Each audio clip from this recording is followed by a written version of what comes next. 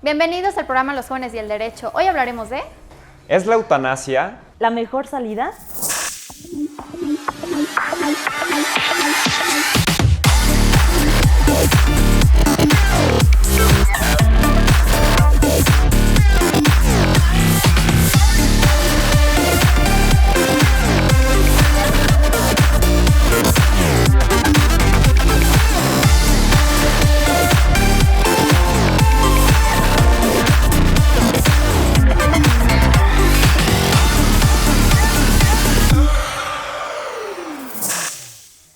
Muy buenas tardes, amigos y barristas. Sean todas y todos bienvenidos a una nueva edición de nuestro programa Los Jóvenes y el Derecho. Un espacio en donde debatiremos temas de trascendencia y coyuntura jurídica cuyas posturas a favor y en contra serán debatidas, analizadas y desarrolladas por brillantes jóvenes abogadas y abogados. Cuando la muerte es inminente y el sufrimiento es insoportable, puede verse en la eutanasia una salida rápida, efectiva, indolora y económica. Pero, ¿es esta la mejor salida? El día de hoy tenemos a dos brillantes invitados quienes nos compartirán sus posiciones en torno a este tema. Bienvenida Dulce, bienvenido Muchas Diego. gracias. Muchas gracias por venir a nuestro programa Los Jóvenes del Derecho. Es un gusto que estén aquí. Bueno, ¿qué les parece si para romper el hielo antes de iniciar, pudieras, Diego, resumirnos en 3 oraciones tu semblanza curricular seguida del hobby a pasatiempo favorito? Claro que sí. Yo soy licenciado en Derecho por la Universidad Iberoamericana, Campus Ciudad de México. Estudié también una especialidad en Derecho Financiero en la London School of Economics y otra en Filosofía y Política en la Universidad de Notre Dame. Y como hobby me encanta el hiking y las acampadas y ¡Ah, qué padre! todo lo relacionado a la naturaleza. Y aquí hay muchos lugares donde uno puede ir. Exactamente, sí. A ver cuándo nos invitan. Sí. Y Dulce, siguiendo la misma mecánica, ¿nos pudieras de la misma manera resumir en 3 oraciones tu semblanza curricular, seguida de algún hobby o pasatiempo favorito? Claro, yo soy abogada por la Universidad Autónoma Metropolitana y maestra en Derecho Constitucional por la Escuela Libre de Derecho. Creo que mi hobby, ahora es leer y de repente ver series, estar con la familia y ese tipo de cosas. Y hay muchísimos libros súper padres, Sí. y aparte con eso de que uno nunca termina de aprender, la verdad es que es un muy buen hobby. Claro. Y pues bueno, para dar inicio, me gustaría que dividiéramos este debate en 3 secciones distintas. La primera, ¿cuáles son las cuestiones preliminares? Háblese de cuestiones doctrinales. La segunda, ¿cuál es la problemática en torno a este tema? Y la tercera, ¿cuáles son las posiciones finales? ¿Qué les parece si damos inicio al debate? Dulce, ¿nos pudieras explicar de manera breve qué es la eutanasia? Claro. Mira, la eutanasia es entendida como aquel procedimiento a través del cual una persona del sector salud, un médico, una médica, suministran, un fármaco que ha de terminar con la vida de una persona que se encuentra en estado terminal y lo más importante, que esta persona ha expresado de manera libre, voluntaria, explícita, constante, su voluntad de morir precisamente a causa de su estado terminal de salud. La única forma de poder terminar con su salud es a través de un fármaco. ¿No pueden utilizarse otros mecanismos para realizar esta acción? Bueno, la eutanasia entendida en ese sentido me parece que solo es, a través de inyectando alguna sustancia letal o a través de fármacos letales, que son, aquellos que causan la muerte de la persona. Eso, es la eutanasia como tal, pero puede haber,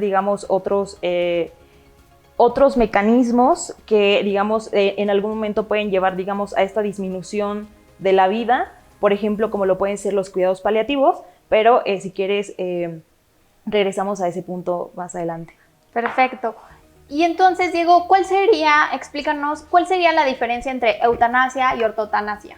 Ok, la eutanasia por principio es una conducta activa, es decir, una conducta activa y principal, es decir, es la acción tendiente a terminar voluntariamente con la vida por voluntad de la persona que está sometiendo este tratamiento. La ortotanasia, por otro sentido, se trata de realizar cuidados paliativos para llegar a una terminación natural de la vida, que pueden ser cuidados paliativos, especialmente con medicamentos enfocados a disminuir el dolor de la persona enferma. La ortotanasia está contrapuesta al ensañamiento terapéutico, que sería el prolongar artificialmente la vida, que también desde mi postura es equivocado, porque existen formas naturales de nacer, el nacimiento que todos lo tenemos, y formas naturales de morir, donde todo el mundo y todos vamos para allá, y cualquier cosa que interfiera en este procedimiento natural de los humanos, que es nacer y morir, creo que está moralmente mal. Tanto el ensañamiento terapéutico, que es prolongar la vida a toda costa, a causa de un sufrimiento de la persona y los familiares y muchos de los involucrados, como terminar artificialmente la vida. Entonces, si entiendo, la eutanasia es terminar con la vida de una persona en estado terminal, y la ortotanasia es prolongar la vida de esta persona, ¿no? A través de cuidados paliativos, podría ser, con el fin, digo, que la cuestión sería que al final pues fallecerían, ¿no? Exactamente, pero hay una distinción muy importante que hacer, que no necesariamente la eutanasia está orientada a personas en estado terminal, porque como está considerada la eutanasia es a personas que están sufriendo. Entonces, pues creo que esta distinción me parece importante. Y si me permites, quisiera como irme 2 pasos para atrás en de qué se trata la eutanasia, porque para llegar creo que a una argumentación y a un consenso, primero hay que entender de dónde viene y cómo se establece, ¿no? Entonces la primera discusión que tenemos que tener es una discusión filosófica y teleológica, que a lo mejor suena un poco diferente a la discusión jurídica, pero es el paso elemental, y es ¿cuál es el sentido de la vida?, ¿no? Entonces, el sentido de la vida es a lo mejor no sufrir y solamente vivir en placer, o a lo mejor hay algo más que nos lleva a querer vivir a pesar del sufrimiento. Una vez que nos podamos poner de acuerdo en este sentido teleológico, sigue la discusión moral, es decir, ¿es deseable para una sociedad que exista la eutanasia o no es deseable, conforme al sentido que tenemos de la vida? Y después de eso ya vamos a la discusión jurídica, porque al final pues todas las leyes tienen este sentido moral, que buscan la justicia como la entiende una sociedad. Okay. Entonces, Dulce, ¿qué opinas respecto de lo que nos acaba de comentar Diego? Claro, mira, me gustaría igual hacer primero una precisión en el sentido de un comentario que realizó Diego, decir que la eutanasia no es solamente para personas que se encuentran en estado terminal. Digamos, bueno, primero partir del hecho de que la eutanasia en México está prohibida en la Ley General de Salud, y la misma ley te remite al Código Penal Federal. Asimismo, distintas leyes, distintos códigos penales de las entidades federativas. A mí me parece que la eutanasia, en los países que se ha permitido, ya sea a través de la vía judicial o a través de la vía legislativa, sí implica que la persona se encuentre en un estado terminal, ¿no? Algunos países, por ejemplo, como Países Bajos, Bélgica, que son los primeros, los países pioneros en legalizar la eutanasia, me parece que actualmente sí, ya no están considerando tanto esta cuestión a que se trate de un estado terminal, sino más bien que la persona sufra, de dolores insoportables. Sin en cambio, en otros países, por ejemplo, como Colombia, como España, Chile también lo está legislando en este momento, sí establecen, uno de los puntos o como condiciones sine qua non para poder acceder a la eutanasia es precisamente que la persona se encuentre en un estado terminal. La legislación mexicana, por ejemplo, define el estado terminal de una persona cuando hay un pronóstico de vida menor a 6 meses. Entonces, esa sería como la primera precisión que me gustaría agregar en relación a la eutanasia. Y regresando a la pregunta, ¿qué era? ¿De qué opinabas? Bueno, sabemos que la Ciudad de México fue la primera entidad en la que se aprobó, ¿no?, o la ley de voluntad anticipada. Exacto. Sin embargo, desde la promulgación de esta ley han habido muchísimos cuestionamientos respecto de si esta resulta o no benéfica para los ciudadanos. ¿Nos pudieras explicar un poquito acerca de esta ley? ¿De qué se trata? Claro, mira, la ley de voluntad anticipada, como bien referías tú, la Ciudad de México fue la primera que la incorpora en su legislación, y de ahí tenemos que otras 14 entidades federativas también la están considerando, como Michoacán, Hidalgo, Jalisco, entre otros. La voluntad anticipada es, digamos, esta posibilidad de que la persona, independientemente de su estado de salud, o sea, puede ser una persona que se encuentre, digamos que no se encuentra en estado terminal, decide, digamos, firmar un documento de voluntad anticipada, que básicamente es un formato en el que la persona expresa por escrito ante 2 testigos que en dado caso de que su vida, digamos, o llegase a padecer una enfermedad que pudiéramos catalogar como estado terminal, decide suspender aquel tratamiento curativo, entendiéndose digamos, como aquel que hace frente a la enfermedad y en ese sentido, digamos, prolonga la vida de la persona. Eso, digamos, se encuentra legislado en nuestro país, digamos, a nivel local. De hecho, me parece que en 2018 hubo una propuesta para, digamos, llevarlo a nivel federal y establecer una ley general de voluntad anticipada. Digamos, está un poco como que en el congelador, es justamente como lo platicaba Diego. Creo que estos temas, digamos, al ser tan polémicos, ¿no? Se ponen sobre la mesa, se discuten, como en este caso, pero es muy difícil que podamos arribar, digamos, a esta legislación. E incluso hay muy pocos países en el mundo. Son 7 los países en el mundo que la han legalizado hasta este momento. Chile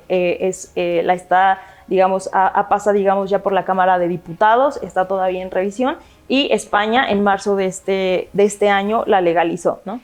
Entonces, pero bueno, eso, más o menos de eso se trata la ley de voluntad anticipada, que está prevista, digamos, a nivel local, pero no tenemos nada, digamos, a nivel federal. A nivel federal.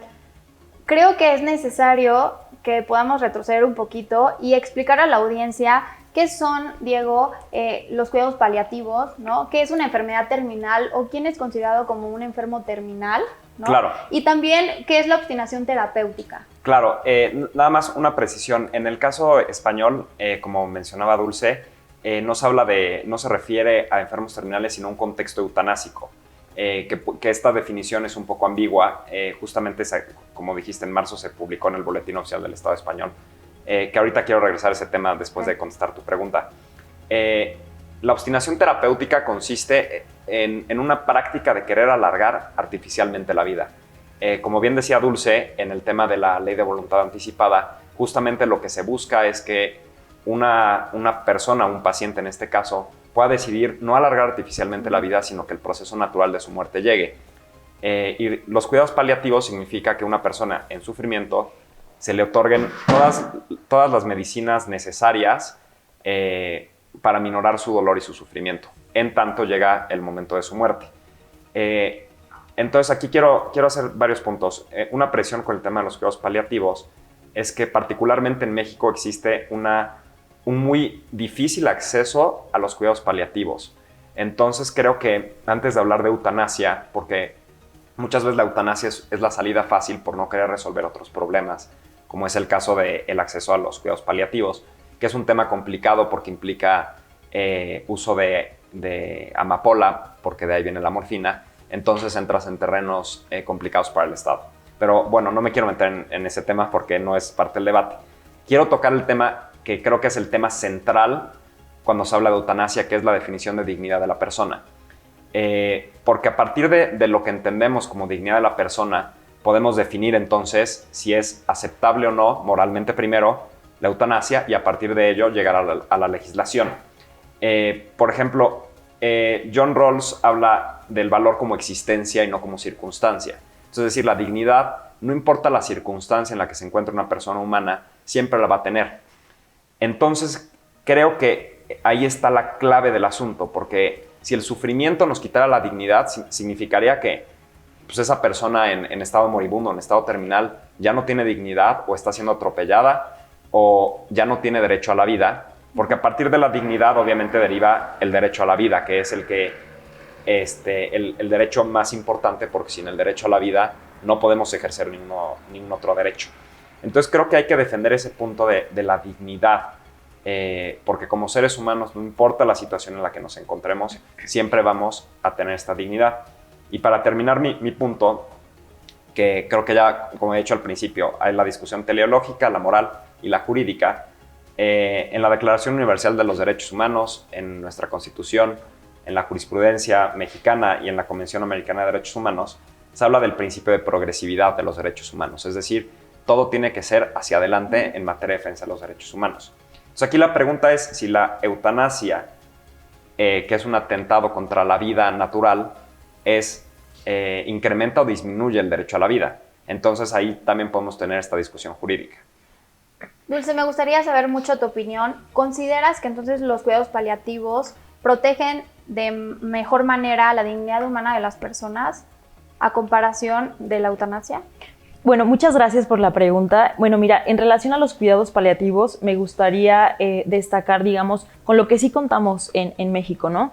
La Ley General de Salud, en el artículo 166 bis 15 y 16, nos refiere que por cuidados paliativos entendemos, digamos, este tipo de tratamiento que ya no es un tratamiento curativo, es decir, ya no está enfocado a hacer frente a la enfermedad, ¿no? Y en ese sentido prolongar la vida del paciente, sino que más bien se trata de cuestiones atinentes al control del dolor. No solamente el control del dolor, ¿no? Entendiendo, digamos, que la salud, entendiendo, digamos, la definición de la salud que hace la OMS, que no solamente, digamos, es la ausencia de estos dolores físicos, mentales, sino también sociales. De manera que los cuidados paliativos no solamente implican el control del dolor como tal a través de fármacos, como lo refería anteriormente Diego, sino que también tiene que ver con estas cuestiones, digamos, de ayuda psicológica, social y demás, tanto al paciente como a los familiares. Ahora, en la Ley General de Salud hay algo muy peculiar que me llamó mucho la atención.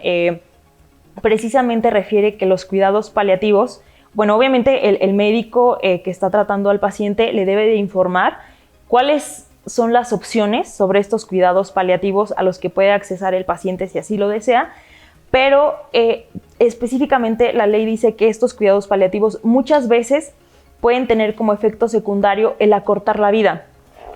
Entonces, por una parte, me parece que la objeción que se da es la eutanasia permite, digamos, cortar con la vida del paciente o, digamos, terminar una vida, no es una terminación natural de la vida, ¿no? Sin embargo, la OMS y la mayoría de personas que están en contra de la eutanasia están a favor de los cuidados paliativos, lo cual, digamos, permite aliviar el dolor del paciente para que sus últimas etapas de vida, sus últimos momentos de vida, no los viva en agonía, en sufrimiento y demás. Sin embargo, los cuidados paliativos tienen como efecto secundario el acortamiento de la vida. Entonces, me parece que a partir, digamos, de esta definición, que si bien es legal, pero obviamente está basada en cuestiones científicas, en el sentido de decir, los cuidados paliativos tienen como efecto secundario el acortamiento de la vida, me parece que de alguna forma podríamos hablar de una especie de gradualidad, ¿no? O sea, la eutanasia te permite acortar con la vida en el momento que tú deseas, por así decirlo, porque los países en los que está legislado no es que el paciente diga quiero terminar con mi vida hoy, sino que tiene que haber un análisis, digamos, de esta solicitud. De hecho, por ejemplo, en 2005, los Países Bajos sacó una investigación en donde decía que 2/3 partes de estas solicitudes de eutanasia eran negadas, ¿no? Entonces tampoco es una cuestión, digamos, que la persona se dijo, hoy ya no quiero vivir y los médicos, por favor, suministrenme algo para terminar con mi vida, ¿no? Hay, digamos, ciertas condiciones o ciertos requisitos que se tienen que cumplir. En ese sentido, lo que te decía anteriormente, pues los cuidados paliativos de igual forma acortan la vida del paciente, solo que, digamos, pues no es tan inmediato, por decirlo de alguna manera. Diego, retomando el argumento de Dulce, imaginémonos a una persona con enfermedad terminable, con enfermedad terminable y con un sufrimiento insoportable. ¿No tendría esta persona el derecho de decidir cuándo quiere acabar con su vida o con este dolor? Y en caso de que le digamos que no ¿considerarías que esto pudiera transgredir su derecho al libre desarrollo de la personalidad? Claro, déjame antes de contestar esta pregunta regresar a lo que dijo Dulce respecto a los cuidados paliativos que aminoran, digamos, la expectativa de vida, cosa que es totalmente cierto, pero aquí la distinción está justamente en que es una cuestión accidental, es decir, el objetivo de la conducta de los cuidados paliativos no es terminar con la vida, sino justamente aminorar el dolor y el acompañamiento, como también bien lo refirió Dulce. Entonces creo que ahí está la clave de la distinción, porque si tenemos en cuenta que estamos aquí en una defensa del derecho a la vida no es lo mismo una conducta principal que una conducta accesoria o accidental a lo que se está buscando. Y respecto a tu pregunta, sí, claro que se trata de una limitación a la autonomía de la voluntad, pero en muchas otras cuestiones existe una limitación a la autonomía de la voluntad por considerar que el bien que se está protegiendo es superior al otro derecho, que en este sentido sería el libre desarrollo de la personalidad y la autonomía de la voluntad. Entonces, por eso decía anteriormente que lo principal en el debate de la eutanasia es el tema de la dignidad humana y del derecho a la vida. Porque si no tenemos claro que la eutanasia, o sea, que el derecho a la vida implica defender la dignidad humana, entonces todos los demás debates que tengamos sobre la eutanasia y sobre los derechos accesorios que lo rodean van a ser absolutamente inútiles, porque primero hay que llegar a un consenso en esto. Solamente para terminar mi punto, creo que hay que dejar también muy claro que los derechos humanos son inalienables e irrenunciables. Entonces tú no puedes renunciar a tu derecho a la vida aunque lo quieras, y tampoco puedes disponer de tu propio cuerpo. Puedes tomar decisiones sobre otras cuestiones, pero esto es algo irrenunciable por tratarse de un derecho humano. Ok, entonces, Dulce, si en caso de que legalizáramos la eutanasia, ¿no correrían el riesgo las personas vulnerables, llámense los enfermos en estado terminal, de que se pueda terminar con su vida sin su consentimiento? Bueno, antes de contestar tu pregunta, me gustaría contestar un poco el argumento de Diego en relación, digamos, a estas diferencias que jurídicamente podemos hacer entre accidental y principal. Sin embargo, me parece que debemos de tener en cuenta que estamos hablando de la vida de una persona, ¿no? O sea, jurídicamente podemos hacer estas distinciones, sin embargo, el hecho fáctico es de que va a haber una repercusión real en la vida de una persona y en ese sentido, pues creo que la debemos de tomar en cuenta. En relación a la dignidad, o sea, creo que también tenemos que tomar en cuenta que no, una persona por estar, digamos, en una enfermedad terminal, con dolores insoportables, agónicos y demás, no tiene menos dignidad que una persona que no lo es, ¿no? Eso, o sea, tenerlo muy presente, considero, porque además, o sea, precisamente la eutanasia, digamos, permite terminar a la persona con su vida cuando la propia persona considera que la situación en la que está ya no es digna. Y, bueno, en relación a lo que tú decías, a la legalización de la eutanasia, bueno, como en México no está legalizada, me parece que si se hiciera un acto, digamos, de intentar legalizarla, creo que podemos voltear a ver lo que han hecho otros países en los que sí se ha legalizado. Voy a volver a retomar en este caso el caso de los Países Bajos y Bélgica, que fueron, digamos, los pioneros en este tema.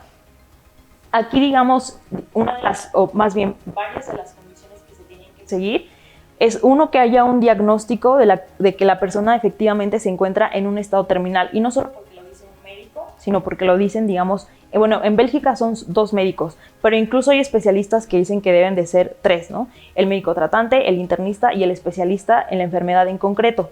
Entonces, a partir de este diagnóstico que hacen los médicos y determinan que efectivamente la persona se encuentra en un estado terminal, le comunican esto a la persona, digamos, tiene que estar informada de cuáles son, digamos, las condiciones de su padecimiento y la inexistencia de un tratamiento que le permita, digamos, hacer frente a esa enfermedad. Posteriormente, digamos, tiene que analizarse que efectivamente esta persona haya decidido de manera voluntaria acceder a la eutanasia, y luego se pasa por un comité de expertos en los que hay juristas, médicos y personas, digamos, profesionales en o más, digamos, más capacitadas en estas cuestiones éticas. Entonces, creo que podemos voltear a ver, y justamente estos países que ya la han legalizado, me parece que el requisito principal es que exista este consentimiento pleno, informado de la persona que decide acceder a la eutanasia, y en ese sentido me parece que no podríamos correr con el riesgo de que personas que aún estando, digamos, en situación terminal o con dolores insoportables y demás, no quieran acceder a ella, ¿no? Tenemos que tener en cuenta que los derechos no son obligaciones. En ese sentido, el hecho de que la eutanasia se legalice y, digamos, de alguna manera esté disponible para las personas que deseen acceder a ella, no significa que todas las personas que se encuentran en esa situación deban acceder a ella. ¿Y consideras entonces que no se pudiera utilizar de manera errónea el método o el acto de la eutanasia? No sé, llámese que alguna persona quiera terminar con la vida de alguien y se aproveche de esta situación. No, precisamente es, digamos, el personal de salud, en este caso los médicos, las médicas, quienes llevan a cabo esta acción bajo las condiciones que anteriormente te refería. Y un buen ejemplo, digamos, de estos países europeos es que posteriormente a que el médico, digamos, ha terminado con la vida del paciente porque así se lo solicitó y porque ya se pasó por un comité de expertos, por decirlo de alguna forma. En los Países Bajos, por ejemplo, cuando un médico ha terminado con la vida de un paciente, digamos, ese expediente clínico lo pasa a un comité, a una comisión final, y esta comisión, digamos, analiza si se cumplieron con todas estas condiciones, y en caso de que se llegase a advertir alguna inconsistencia y demás, le dan vista al Ministerio Fiscal. Entonces, me parece que si pensamos, digamos, en avanzar hacia la regulación, debemos de tener en cuenta, digamos, todos estos ejemplos de cómo lo han hecho países. Que hay un proceso. Exactamente. Que no es nada más la elección de alguien de querer terminar con su vida para que se le pueda otorgar. Exacto. Ok. Diego, ¿cuáles son tus posiciones finales llegando a esta etapa del debate? ¿Por qué consideras que no debe de legalizarse la eutanasia? En principio hay que recordar que cuando se afecta la dignidad de una sola persona, se afecta la dignidad de todos los demás. Entonces creo que es algo que hay que tener muy en cuenta en referente al derecho a la vida. Es decir, Dulce decía que sea un derecho no significa que sea una obligación, pero el hecho de terminar anticipadamente la vida de una persona, por mucho que esté sufriendo, es un atentado a su dignidad como persona y a su derecho a una muerte digna. Y lastimar la dignidad de esa persona lastima a toda la sociedad. Y es por esto que creo que hay que defender el derecho a la vida en estas circunstancias, y también el derecho a una muerte digna a través del acompañamiento, como decía Dulce anteriormente, y a través de los cuidados paliativos y todo lo que eso implica. Mi posición es un poco lo que había dicho en el principio, es decir, hay que ajustarnos a no ampliar la vida artificialmente con ensañamiento terapéutico, pero tampoco terminarla anticipadamente. Y me gustaría terminar como empecé. Como dije, esto era un tema, también un debate moral y filosófico, además de jurídico. Entonces me encantaría terminar con una frase de José Ortega y Gasset, de su libro En torno a Galileo, que dice que cada cual es sujeto protagonista de su propia e intransferible vida. Nadie puede vivirme mi vida, tengo por mi propia y exclusiva cuenta que irmela viviendo, sorbiendo en sus alborosos, apurando en sus amarguras, aguantando sus dolores e hirviendo en sus entusiasmos. Muchas gracias. Dulce, ¿alguna conclusión final respecto de tu posición? Claro. Mira, yo considero que avanzar en la legalización de la eutanasia pues va a ser un poco complejo, precisamente porque estamos hablando de temas que son bastante sensibles, que son bastante polémicos en todas las sociedades y digamos, de alguna manera, muchos de los países que han legalizado este tipo de casos lo han hecho a partir, digamos, de conocer de algún caso de alguna persona, ¿no? O sea, un caso se vuelve relevante y en ese sentido la sociedad comienza a plantearse, digamos, la necesidad o no de legalizar, en este caso, por ejemplo, la eutanasia, ¿no? Yo creo que la eutanasia, a partir, digamos, de las experiencias que podemos obtener de otros países que ya lo han legalizado, que ya tienen, digamos, sistemas que te permiten precisamente, digamos, evitar atrocidades, ¿no? Evitar, por ejemplo, no sé, quitarle la vida a alguien que todavía no, a pesar de que tenga sufrimientos y demás, pero todavía no deseaba terminar con su vida. Considero que a través de la eutanasia, si la legalizamos, esto pues deja de ser algo que sucede a escondidas, ¿no? O sea, precisamente estamos hablando de este fenómeno porque sucede. El hecho es que sucede, al margen de que estemos de acuerdo o no, al margen de que nos gustaría o no que sucediera, es algo que sucede y en ese sentido me parece que legalizarla evita, digamos, por ejemplo, la clandestinidad, evita, por ejemplo, que las personas que se encuentran en estado terminal y que deciden terminar con su vida, ya sea, digamos, de manera legal o no, lo van a hacer. Entonces, de esta manera, por ejemplo, podemos evitar que las personas se suiciden arriesgando, digamos, a cometer un error, ¿no? O sea, arriesgándose. Entonces, yo considero que debemos avanzar en la legislación partiendo de los ejemplos que nos dan otros países que ya lo han hecho. Muchísimas gracias, Dulce. Gracias. Y bueno, amigos, como lo han visto, tenemos dos posturas distintas. Por un lado, tenemos a quienes opinan que la eutanasia protege la dignidad de las personas. Y por otro lado, tenemos a aquellos que opinan que los cuidados paliativos son una alternativa más humana, caritativa, ¿no? e idónea que se pueda utilizar en favor de estas personas o enfermos terminales. Pero bueno, muchísimas gracias a ambos por su participación en este programa. Es un gusto tenerlos con nosotros, aprendemos mucho de ustedes. Gracias, Vale. Síganos en nuestras redes sociales, sigan nuestra transmisión. Muchísimas gracias a la Barra Mexicana Colegio de Abogados por este espacio. Y recuerden, amigos, ustedes son los últimos en dar la opinión. Hasta luego.